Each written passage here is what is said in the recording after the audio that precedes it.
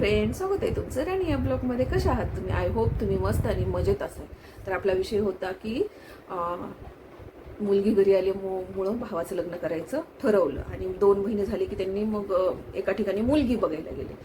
एका गावामध्ये मुलगी बघायला गेली, बघितली आणि त्या मुलीला पण हा आवडला आणि ह्याला पण ती आवडली. छान होती मुलगी, स्मार्ट होती बरं का, ह्या म्हशीसारखी नाही आहे, नव्हती. मग छान होती आणि काय झालं, बघून वगैरे आले. त्या मुलीच्या वडिलाला ते मुलीचे वडील परत बघायला येतात. मग आता आमचं त्यावेळेला छोटंसंच घर होतं, घर बांधलेलं नव्हतं, 2 रूम होत्या आणि त्या पण जुन्या रूम होत्या, बांधलेलं नव्हतं. आता तुम्हाला माहिती आहे, मुलाचं लग्न करायचं म्हटलं की पहिलं घर बांधतात आणि माझ्या वडिलांनी पण तसंच ठरवलं होतं, आई वडिलांनी, की घर बांधायचं आणि मग आधी जमवून ठेवायचं आणि घर बांधायचं आणि लग्न करायचं. मग ह्यांनी काय केलं माहिती आहे का, तो माणूस बघायला आलेला कुठला विचार न करता, त्यांना न विचारता, न हे करता डायरेक्टली म्हणला की नाही का, आणि माझ्या मुलीला संसार दिलेला ठेवायचा कुठं, तुमचे एवढे छोटे छोटे 2 रूम, असा म्हटला तो. आणि इथून गेला आणि तिथून जाऊन डायरेक्टली नकार दिला. मग माझे वडील खूप जिद्दी होते, म्हणजे नाही का, की आता त्यांना नकार दिलाय, त्याच्याच गावात जाऊन त्याच्याच गावातली मुलगी करायची. त्यांनी लगेच त्यांच्याच भाऊकीतली दुसरी मुलगी बघितली. ही माझी भाऊच आहे, काळी ढेपच्या नाकाची, एवढी व्यवस्थित पण नाही. माझा भाऊ अक्षय कुमार आहे ना, असा दिसतो, सुंदर, तब्येत बिब्येत, हेअरस्टाईल सेम अक्षय कुमार सारखी हेअरस्टाईल, म्हणजे आत्ताची आहे ती नाही, पहिलीची. आणि आमच्या घरात सगळेजण त्याला अक्षय कुमारच म्हणायचे. आणि तुम्हाला सांगते, एवढा छान. आणि याला मुलगी तशी बघितली. मग वडिलाच्या पुढं, आमच्यात आई वडिलांच्या पुढं कधी जात नव्हते. मग भले त्याचं वय नव्हतं, ती मुलगी त्याला आवडलेली पण नव्हती, भले ती त्याला आवडलेली नव्हती, पण आता वडिलांच्या पुढे जायचं नाही. मग वडिलांच्या पुढे जायचं नाही तर मग काय करा, नाही का, वडिलांची जिद्द की तो माणूस तसा म्हणून आपल्या इथून गेलाय ना नकार देऊन, मग आता तिथलीच मुलगी सून म्हणून करून आणायची. हा, मग काय जमवलं. मग तिथं बघायला गेले बरं का, बघायला गेले. मग त्या लोकांना पण आवडलं, नाही का, की ठीक आहे, मुलगा चांगला आहे आणि जागा आहे, पण घर बांधणार आहे. वडिलांनी मग आधीच सांगितलं त्या लोकांना बरं का, की हे बघा, मी लग्नाच्या पहिलं घर बांधणार आहे आणि तुम्हाला पसंत असेल तर तुम्ही हो म्हणा. मग तिच्या वडिलाची म्हणजे नाही का, ठीक आहे म्हणे, काय हरकत नाही. मग त्यांनी ठरवलं, बघितलं, ठरवलं, साखरपुडा केला. इतक्या घाईत लगेच साखरपुडा वगैरे सगळं केलं. आणि मग नंतर एक 6 महिने पिरियड्स गेला, तर 6 महिन्यामध्ये मग घर बांधायला काढलं, वाटण्या करायला काढल्या. सॉरी, वाटण्या झालेल्या नव्हत्या. आमच्या म्हणजे माझा सक्का चुलता आणि माझे वडील हे दोघंच मुलांमध्ये, आणि त्यांना 4 बहिणी आहेत. तर मग चुलता अडून राहिला लहाना, की तू खालची जागा घ्यायची आणि मला वरची जागा पाहिजे पूर्ण, म्हणजे रोडच्या साईडची त्याला पूर्ण जागा पाहिजे. आणि एखादी छोटीशी कशाची पण शॉप टाकावी म्हणून माझ्या वडिलांची अशी अपेक्षा होती की एक दुकानासाठी पुढे जागा देईन, बाकीची मग तू घे, मी खाली तर खाली बांधतो. तो अडून राहिला, त्यांना मुद्दाम म्हणून दिलीच नाही. त्याची बायकून ते मुद्दाम म्हणून अडून राहिले, त्यांनी पुढं जागा दिलीच नाही. पूर्ण पुढची जागा सगळी त्यांनी घेतली आणि एकदम खालची जागा होती ती आम्हाला दिली. मग आता अडलं होतं, काय अडलं होतं, लग्न ठरलंय, लग्न करायचंय आणि घर बांधणं जरुरी होतं. मग आता वाद घातला, सगळं झालं, पण तरी काही त्याच्यातून पर्याय निघाला नाही. तो अडूनच राहिला. मग शेवट माझे वडील म्हणले, ठीक आहे, जे असेल ते असेल. आता मोठे आहेत म्हटल्यानंतर ह्यांनाच गरज होती ना त्या गोष्टीची. मग ह्यांनी सगळे म्हणायला लागले, बाकीचे गल्लीचे लोक पण म्हणायचे, जाऊ दे, तू मोठा आहे, समजून घे. असं म्हटल्याच्या नंतर माझ्या वडिलांना किती, मग लगेच सोडून दिली. मग आई भांडायला लागली, माझा भाऊ पण त्यांना भांडायला लागला, की पुढं दुकानासाठी 1 रूमची तर जागा घ्यायची होती, तुम्ही सोडून देऊन बसलात, असं केलं तसं केलं. तसंच भांडण करत करत त्यांनी घर बांधायला काढलं, घर बांधलं आणि मग लग्न केलं. 10वी मध्ये लग्न केलं. 10वी म्हणजे त्यानंतर 10वीला परत ॲडमिशन वगैरे घेतलं. 10वीची परीक्षा, शेवटची परीक्षा 10वीची परीक्षा झाल्याच्या नंतर त्याचं लग्न केलं. फ्रेंड्स, बापरे, लग्न होऊन 3-4 महिनेच झाले होते. मग तुम्हाला सांगते, भांडण झालं माझ्या लहान्या चुलतीचं आणि माझ्या आईचं. भांडण झाल्याच्या नंतर ती भांडणामध्ये असे काही शब्द तिने यूज केले की जी माझ्या आईला बिलकुल आवडले नाहीत. आणि म्हणजे नाही का असं खूप तिला असं हे झालं, त्याचा मानसिक त्रास खूप झाला तिनं अशी काही बोलली म्हणून. मग नंतर तिच्या मुलीचा ओटी भरायचा कार्यक्रम होता. पहिले पिरियड्स आलेले, ओटी भरायचा कार्यक्रम होता आणि जस्ट भांडण होत आठवडा झालं होतं आणि तिच्या मुलीचं ओटी भरायचा कार्यक्रम होता. मग माझ्या आईला ते कार्यक्रमाला जायचं नव्हतं आणि घरातल्या कोणालाच जाऊ द्यायचं नव्हतं. माझे वडिलांना पण तिने ताकीद दिली अजिबात जायचं नाही. मग माझे वडील दिवसभर पिऊन बाहेरच होते आणि मला आणि माझ्या भावाला, माझ्या भाऊजाईला तिनं सकाळी सगळं स्वयंपाक वगैरे आवरायला लावला आणि म्हटली माझ्यासोबत आज तुम्ही यायचे. घरी राहिले की कुणी बोलवायला येईन जाईल म्हणून कुणालाच घरी राहू दिलं नाही.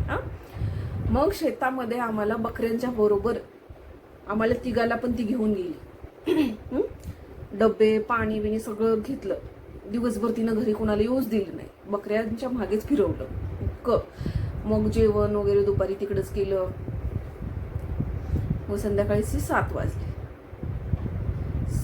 मग आम्ही घरी आलो तर जेवण चालू होते. माझे वडील जेवायला बसलेले दिसले तिला. तिनं जाऊ नको म्हटली होती, ही तर डायरेक्टली जेवताना दिसली. ती जाता जाताच तिने बघितलं जेवायला बसलेली की असं तिचं डोकं खवळलं. मग बकऱ्यांना मारामारी करायला लागली, म्हणजे बांधताना ती बकऱ्या वैताग द्यायला लागल्या ना, मग बकऱ्यांना हाणायला लागली, बडबड करायला लागली.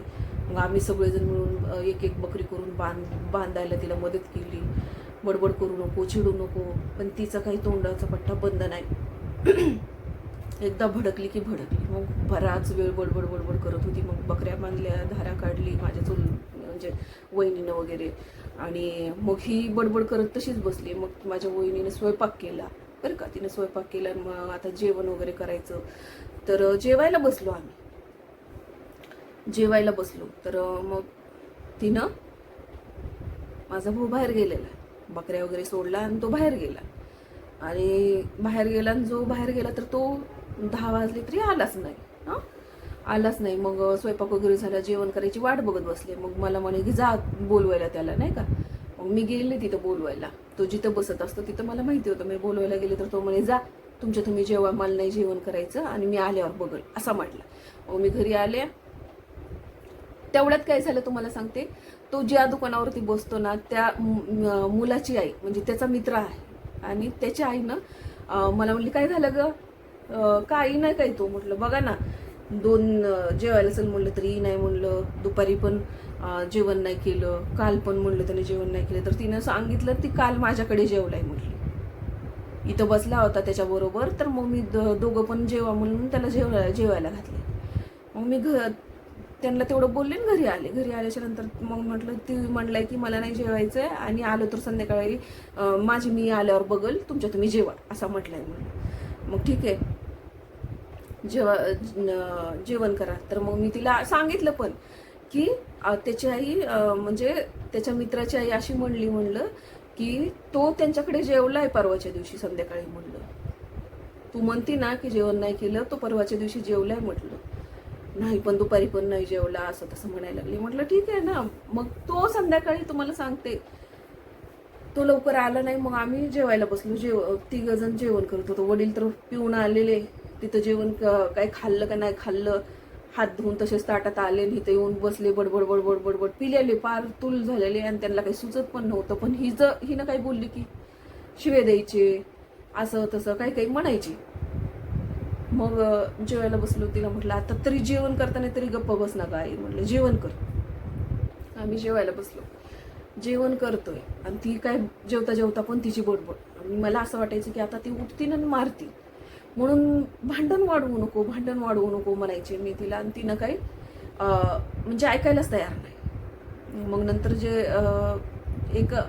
एखादी भाकरी खाल्ली तिनं परत, मी अशी टोपल्याच्या जवळ होती, मला म्हणली मला अर्धी भाकरी त्यातली दी. आणि मी म्हणजे चिडलेली होती की ती बडबड करते म्हणून मी चिडले की आता ही जर बडबड नाही थांबली तर 100% वडील मारते, म्हणून मी तिला चिडून बोलले. म्हणलं बडबड बंद करत नाही, घे नाही तर बस. मग तिला भूक होती तर तिनं घ्यायची का नाही फ्रेंड्स, किंवा माझ्या भाऊजाईने द्यायची, तिने पण दिली नाही आणि मी पण दिली नाही. तिनं पण तुम्हाला सांगते घेतली नाही, हात धुतलं. आणि मला काय माहिती की ते तिचं शेवटचं जेवण आहे. तो दिवस आणि आजचा दिवस फ्रेंड्स मी विसरू शकत नाही. कदाचित मी पण माझ्या मरत्या वेळेला मला जेवण भेटणार नाही, कारण मी माझ्या आईला भूक होती आणि तिने मला मागितली होती भाकरी, तर मी त्या रागामध्ये तिला दिली नाही. आणि त्या दिवसापासून तुम्हाला खरं सांगू का, मला म्हणजे असं कुणीच असं उपाशी राहून वाटतं. आणि कुणी काही मागितलं, माझं किती माझा राग असला ना, तर मी कधीही आता तो शब्द यूज करत नाही, घे नाही तर बस. कारण सांगता येत नाही हो, कधी कोणाचा तो शेवटचा घास असेल. म्हणजे मी एवढे वर्ष झाले तर ती शब्द विसरू शकत नाही की माझ्या हातून पहिली आणि ती शेवटची चूक आहे. आणि ती आयुष्यभर मला टोचत राहिली आहे की माझ्या आईनं मला भाकरी मागितली होती आणि मी चिडलेली होती म्हणून मी घे नाही तर बस ही वाक्य यूज केलं. आणि ती बिचारी घेतली नाही आणि ती अर्धवट जेवण केलं तिनं. मग तुम्हाला सांगते, मग त्याच्यानंतर उठले, सगळे जेवण वगैरे करून उठल्याच्या नंतर मग माझ्या वहिनीने भांडे वगैरे घासले, मी झाडू मारला तिथं. तरी पण ती बसली बडबड करते भावाची वाट बघतीये. मग तुम्हाला सांगते काहीतरी 10-10:30 माझा भाऊ आला. मग आला तो बाहेरून मित्राबरोबर जेवण करून आणला होता. त्याचं का मग ह्याला तो गेला आणि बेडमध्ये डायरेक्टली झोपला. त्याच्या कुणाला काही बोलला नाही. ती म्हणती जेवायचं नाही का, तो काही उठच नाही जेवायचं. आणि तो चिडला कशामुळं होता, आईवरती. 2 दिवस आधी पार्टी होती मित्रांनी ठेवलेली आणि माझ्या आईला पार्ट्या वगैरे असलं आवडायचं नाही, कारण की मित्रांच्या पार्ट्या म्हटले की त्याच्यामध्ये पिणारे असतात आणि माझ्या आईला ह्याला व्यसन लागू नाही वाटायचं, म्हणून तिनं पार्टीला जाऊ दिली नाही. त्यानं तो मनात राग ठेवला आणि जेवणच नाही करायचं मला घरी. आदल्या दिवशी पण तो जेवला नव्हता घरी, मित्राबरोबरच जेवण केलेलं होतं. आणि तो त्या दिवशी सुद्धा जेवण करून आला, पण म्हणला नाही की मी बाहेर जेवलोय, काहीच नाही, मला जेवायचं नाही, मला हे करायचं नाही. मग तिला असं वाटायला लागलं की माझ्यामुळं माझा मुलगा उपाशी राहिलाय. मग ती त्याला उठवलं, तिनं बेडमध्ये गेली आणि त्याला ओढून आणलं तर तो जाऊन असाच उभा राहिला किचनमध्ये. ताट ठेवलंय तर तिथं बसना बी खाईना बी काहीच करणार, नुसतं उभा राहिला एका कोपऱ्याला असा हात असं करून. मग ही अशी संतापली आणि तिनं माझं चुकलंय म्हणून तिने तोंडात हाणून घ्यायला. तिला कधी बी संताप झाला ना की ती तोंड बडवून घ्यायची, ती तोंडात दोन्ही हाताने मारायला लागली. आणि माझी वहिनी पळत आली आणि मला म्हणली की म्हणजे मी झोपलेली होती, मला तिने उठवलं की आईला मारून घ्यायला लागल्या तर उठत. मग मी एकीकडनं एका हाताला मी आणि एका हाताला माझी भाऊजाई, आम्ही धरतोय तरी सुद्धा आवरत नव्हता तिचा हात, एक हात आवरत नव्हता आम्हाला, तरी पण ती अशी मारू घेतीच. मग तरी पण आम्ही जबरदस्तीनं माझी शपथ आहे म्हणून मी तिला आवरण्याचा प्रयत्न केला आणि थांबले. पण ती रडतीये जोरात. पण म्हणे ना माझा भाऊ की जाऊ दे, मी जेवतो, 2 घास खाऊन तुझं समाधान करतो. अजिबात नाही, टस कमच नाही, तिथंच उभा राहिला. मी त्याच्या जवळ गेले, मी त्याला बोलते, अरे अक्कल आहे का तुला, किती आई मारू घ्यायला लागली, खा ना 2 घास तरी.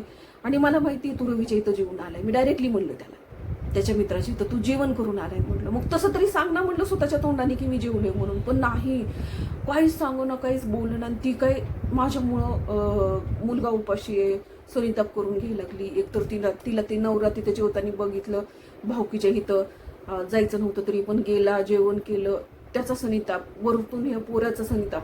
तितकी भयंकर तिनं म्हणजे त्या दिवशी हे केलं आणि तिला ती सहन नाही झालं तिला. आणि तिने डायरेक्टली तुम्हाला सांगते आतमध्ये रूममध्ये गेली आणि तिथं जाऊन एका कोपऱ्यामध्ये रडत बसली. मी जाऊन तिला समजवते, गपके आई म्हणते. मी बसल्या इतकी दिवसभर थकलेली होते, म्हणजे तिने आम्हाला शेतात फिरवलं होतं ना बकऱ्यांच्या मागं, इतके दमले होते, मला इतकी झोप येत होती. आणि तुम्हाला काय सांगू, मग मी काय केलं माहितीये का, तिला गप म्हणलं आणि ती जरा वेळ गप्प बसली. तेवढ्या वेळामध्ये मी उठले आणि साईडला येऊन तुम्हाला सांगते, फक्त त्या रूमच्या बाहेर येऊन अशीच दरवाजाला तिच्याकडे बघून अशी टेकत बसले आणि टेकले मला तिथं झोप लागली अशी झोप लागली की काळ झोप. म्हणजे तुम्हाला सांगते, मग ती तिथून उठली वाटतं आणि परत मी त्याला जेव म्हटली तर तो जेवला नाही म्हणून तिने काय केलं, धडकरनं तो दरवाजा लावला आणि मी त्या दरवाजाच्या तिथंच चिटकून बसले होते चौकटीला, पण तिने दरवाजा लावला ही मला काहीच माहित नाही. मग तिने धडकरनं दरवाजा लावला आणि आतमध्ये बसली का काय करत होती. मग ह्यांचं सुरू झालं बाहेर दोघांचं म्हणे. काय मला ती काहीच माहित नाही बरं का, मला ती जाणवलं नाही, ऐकायला नाही आलं ह्यांचं एक्झॅक्टली चाललंय काय. परंतु ह्यांचं हे कालवा ऐकून एक जण आमच्या शेजारच्या वाड्यात राहतात ते काका आले आणि ती आले, तिला म्हटले दरवाजा उघड, असं काय करते, नको टेन्शन घेत जाऊ, नको सनिताप करून घेऊ. मग माझ्या भावाला म्हटले 2 घास खायचे, येडा आहे का तू, कशाला तिला त्रास देतो, बापाने एकीकडनं तू एकीकडनं तिला पार वेड लावून टाकले म्हणे, असं तसं ती त्याला समजवत होते. पण तो एकच वाक्य बोलला, काय माझ्या आईनं काहीतरी करू दे म्हणजे मग मी तुला बघतो, माझ्या वडिलाला माझ्या आईनं काहीतरी करू दे मग मी तुला बघतो, असं 3 वेळा तो म्हणला म्हणे. आणि ती आतमध्ये तिनं ते ऐकलं. मग हिला असं वाटलं की हा मी काय केलं तर माझा मुलगा माझ्या नवऱ्याला बघत. आणि ती आधीच टेन्शन मध्ये होती. तिनं घेतलं रॉकेल टाकून आणि काडी ओढली आणि ती खिडकीतनं जाळ दिसल्याच्या नंतर माझा भाऊ ओरडतोय. मग तो माणूस पण ओरडायला लागला, दरवाजावर लाथा घालायला लागला. माझे वडील तर पळून गेले आणि त्या दरवाजावर लाथा घालतायत तरी सुद्धा मला जाग नाही. वाड्यातली वगैरे बरेच जण आले आणि कुणीतरी दरवाजावर लाथ घालताना मला लाथ बसली ती पोटात. तेव्हा मी असं डोळे उघडले आणि बघते तर काय, तोपर्यंत ह्या लोकांनी दरवाजा तोडून पाणी ओतलेलं होतं आणि मी काय झालंय असं डोळे बिळे ही करून काय झालंय असं जाऊन जवळ बघते, तोपर्यंत फ्रेंड्स माझी एक काळी भंगार झालेली होती आणि तिला बघून घाबरून मी जाग्यावरती चक्कर येऊन पडले होते. आणि मी तिला पहिलं आणि शेवटचं बघितलं की काय अवस्था झाली आणि ही काय आणि किती वेळात झाले. मला काहीच समजलंच नाही कसं घडलं आणि काय झालं होतं त्या दिवशी. मला ती डोळ्याची लागल्या ना तेवढ्या ह्याच्यामध्ये काय घडलं होतं काहीच माहित नाही. जस्ट मला लाथ बसली म्हणून मी ती उठले आणि बघते तर मी अशा अवस्थेमध्ये आईला बघितलं की नुसती काळी भंगार आहे ती आणि सगळं घरात पाणी झालेलं आहे आणि तिनं पेटवून घेतलंय हे सुद्धा मला माहिती नव्हतं. मग परत नंतर मला साईडला बऱ्याच जणांनी साईडला ओढलं, चक्कर येऊन पडली हिला बघा म्हणून. आणि माझी एक चुलती तिनं तोंडावरती पाणी मारून मला शुद्धीवरती आणलं. तोपर्यंत तिला उचलून ती गाडीत घालून घेऊन पण गेले होते. आणि मग मी नंतर उठले आणि मी माझ्या चुलतीला विचारत होते की माझी आई काळी का झाली आणि काय झालंय नेमकं असं नाही का, आणि ती कुठे. त्यावेळेला माझ्या चुलतीनं सांगितलं की तू म्हणजे नाही का आईनं जाळून घेतले म्हणून आई काळी झाली आणि तिला हॉस्पिटलला घेऊन गेलं.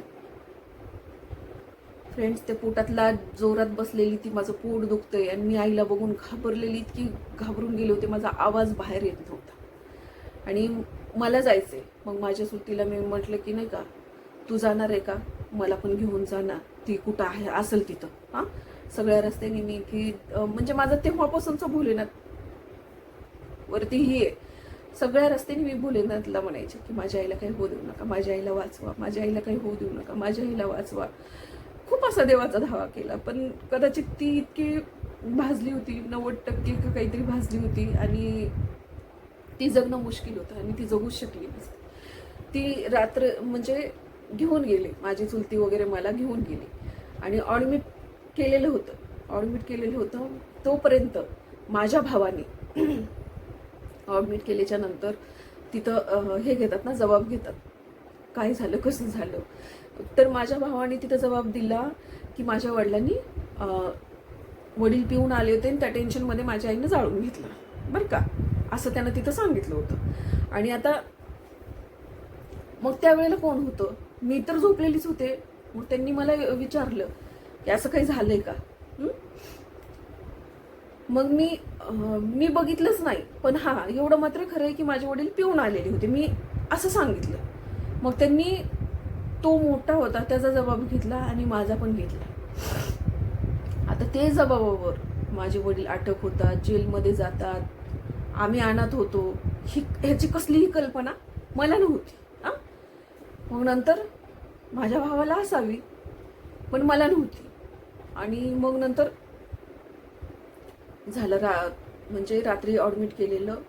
सकाळी सगळे लोक म्हणजे तिचे भाऊ वगैरे सगळे बघायला आल्याच्या नंतर ती प्रत्येकाला सांगते की ह्याच्यावरती लक्ष ठेवा. म्हणजे कुणावरती? माझ्या भावावरती लक्ष ठेवा, माझ्या भावावरती लक्ष ठेवा.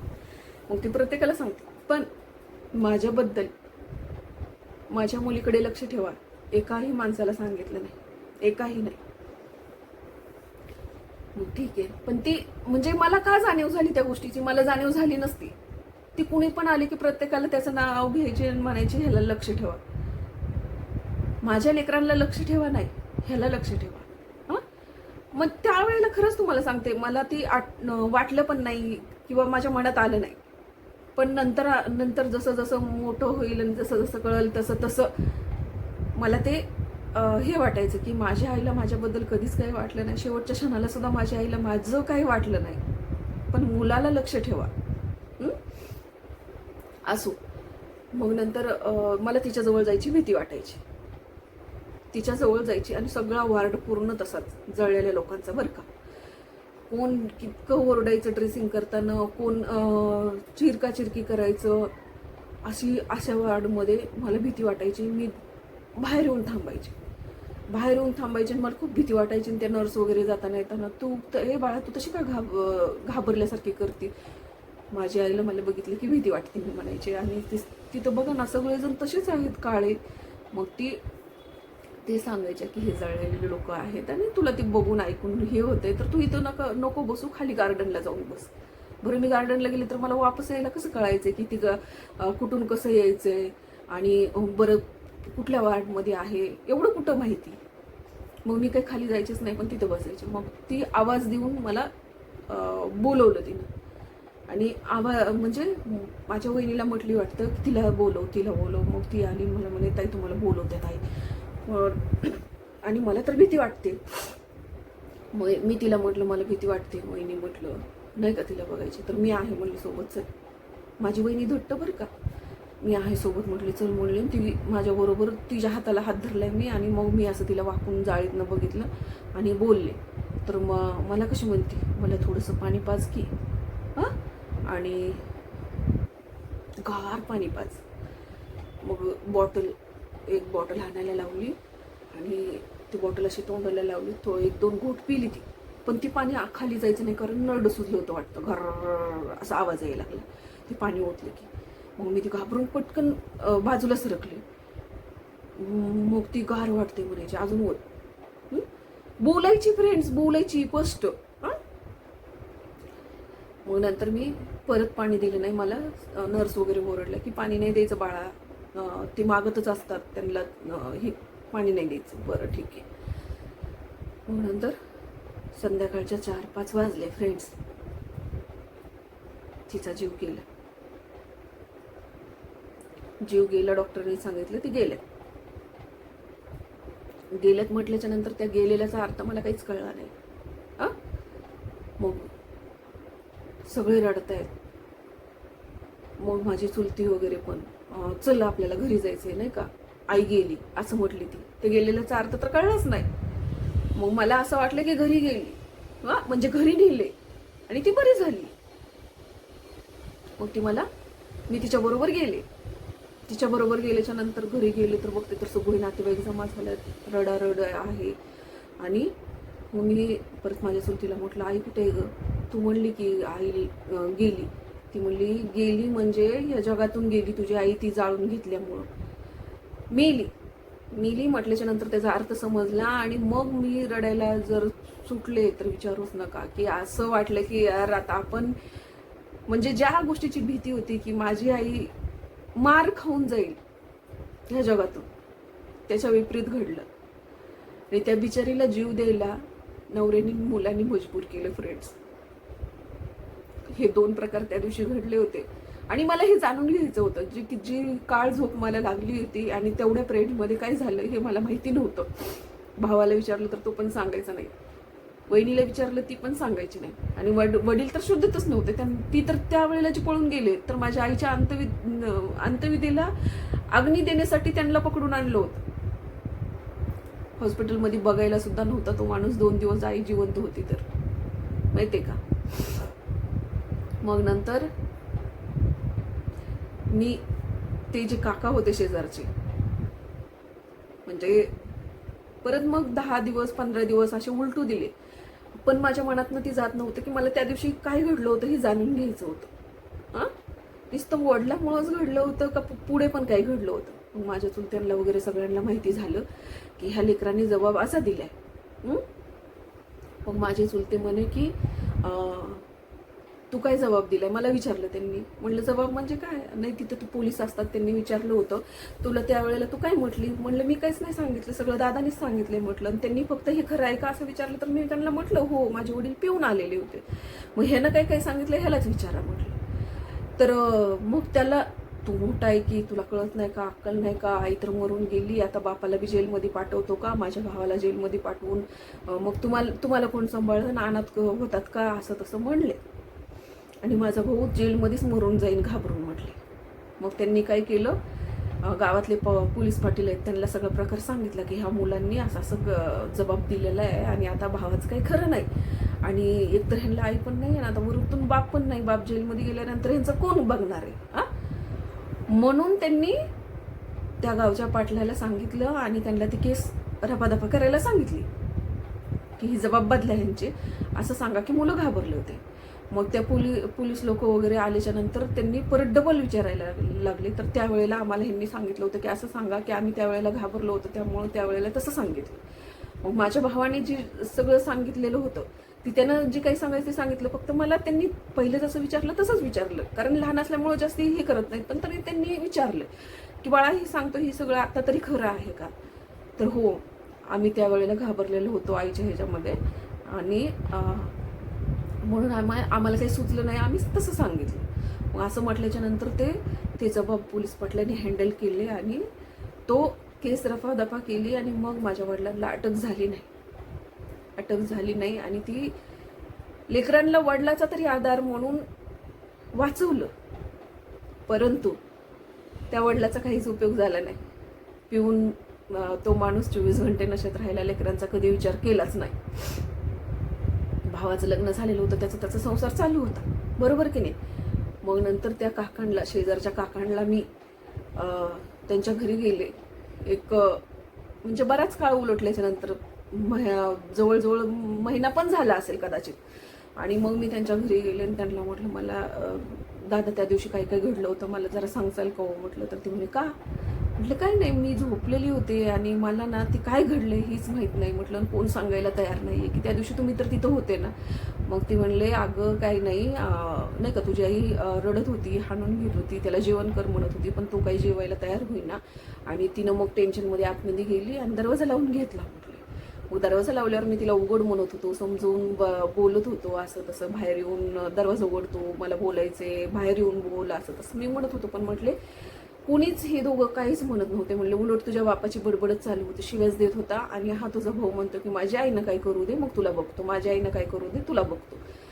बस ही 2-3 वेळा म्हणले आणि तिनं लगेच रॉकेल ओतून घेतलं आणि पेटवलं. आणि पेटवल्याच्या नंतर म्हणले आम्हाला कसं कळलं, खिडकीतनं जाळ दिसला म्हणून आम्ही आरडाओरडा केला. आणि एवढंच घडले, ह्याच्या पलीकडचं काहीच नाही. मग त्यांनी सांगितल्याच्या नंतर मला समजलं की माझ्या भावानं जर 2 घास खाल्ले असते, तिचा मानसिक त्रास कमी केला असता, तर कदाचित त्या दिवशी ते जे घडायचं होतं ते घडलं नसतं. वडिलाचं टेन्शन ऑलरेडी होतं तिला तिथं जेवायला बसल्यामुळं, त्यांनी जायला नको होतं आणि ती गेले. ओके. आणि भावाने पण 2 दिवसापासून जेवण नव्हतं केलं, त्याचा सनिताप तिला झाला, मारून घेतलं तरी सुद्धा पोरगं जेवत नाहीये म्हणून तिनं निर्णय तो घेतला. एवढं सगळं दुःख सहन केलं, एवढा सगळा त्रास काढला, एवढं सगळं नवऱ्याचा मार खाल्ला. आणि त्या बाईनं त्या दिवशी एवढ्या छोट्याशा कारणावरून स्वतःला संपवलं. असं काय म्हणजे बुद्धी त्यावेळेला भ्रष्ट झाली होती की तिनं एवढ्या सगळ्या दुःखातनं बाहेर निघाली, टाके पडेपर्यंत मार खाल्ला, परंतु शेवट तर मार नव्हता, काही नव्हतं, तरी पण तिनं तो निर्णय घेतला तर त्या दिवशी जो घडलेला प्रकार आहे ना, खूप भयंकर आणि विचित्र प्रकार घडला. आणि तो प्रकार कदाचित मला काळ झोप लागली आणि ते सगळं घडून गेलं. जर मी जागे असते तर कदाचित मला असं वाटते की तिनं दरवाजा लावण्याच्या पहिलंच मी आत घुसले असते. मी तिला लावू दिलं नसतं. कारण ही बरेचदा माझं वडील तसे करायचे ना, तर मी काय करायचे, दरवाजा लावून मारतात म्हणून एक जण कुणी बी आतमध्ये गेले की मी त्यांच्या मागे आत घुसायचे. का तर ही दरवाजे बंद करतात आणि परत लय मारहाण करतात. त्या दिवशी तिनं तसं काही करण्याचा प्रयत्न, मी जागे असते आणि मी तिला एकटीला सोडलं असतं का? पण ती घडणाऱ्या गोष्टी होत्या आणि ती तिचा शेवटचाच दिवस असेल आणि ते सगळं असं घडून गेलं. आणि परंतु त्यातली एक गोष्ट अशी आहे, मी म्हणलं का नाही, त्याच्यात माझी बी चुकी आहे आणि मी पण त्याला तेवढीच जिम्मेदार आहे की तिला जेवण करायचं होतं, तिला आणखीन भूक होती आणि मी तिला भाकरी देऊ नाही शकले चिडून. तिथं सुद्धा माझा पापाचा हिस्सा आहे आणि कदाचित मी पण ती फेडल्याशिवाय मरणार नाही असं मला वाटतं. कारण की ती गोष्ट माझ्या एवढे वर्ष झाले तरी मनातून निघत नाही की मी माझ्या आईला शेवटचे 2 घास तिला खायचे होते आणि ते खायला नाही भेटले. कदाचित मी माझ्या हातून ती खूप मोठी चूक घडलेली, खूप मोठी. त्याचा मी प्रायश्चित कसं करू शकते हे मला माहित नाही, परंतु त्याची फेड मात्र मी नक्कीच रडण्याच्या रूपात, ती माझ्या आयुष्यात नसण्याच्या रूपात करत आहे असं मला वाटतं. आणि कदाचित शेवटच्या क्षणी मी सुद्धा बिना अनापाण्याची जाणार असेल आणि ती माझं कदाचित परत फेड असेल तर असू दे, मी फेडायला तयार आहे. कारण मी ती चूक केलेलीच. माझ्या आईनं भाकरी मागितली, मी दिली नाही. ही माझी खूप मोठी चूक आहे. कधी माणसाचा कुठला शेवटचा घास, शेवटचा टायमिंग, शेवटचा क्षण असतील तर सांगता येत नाही. ही कायमची तुमच्या मनावरती घाव करतात आणि तसंच माझ्यासोबत झालेलं आहे. कायमचा माझ्या मनावरती तो घाव राहिलेला आहे की माझ्या आईने मला जिथनं भाकरी मागितली मी दिली नाही. ही आतापर्यंत काय मी मरेपर्यंत विसरू शकणार नाही की माझ्याकडून केवढी मोठी घोडचूक झाली. तर चला फ्रेंड्स, भेटूया पुढच्या ब्लॉगमध्ये. तोपर्यंत मस्त स्वस्त राहा आणि आपली काळजी घ्या. तर बाय बाय.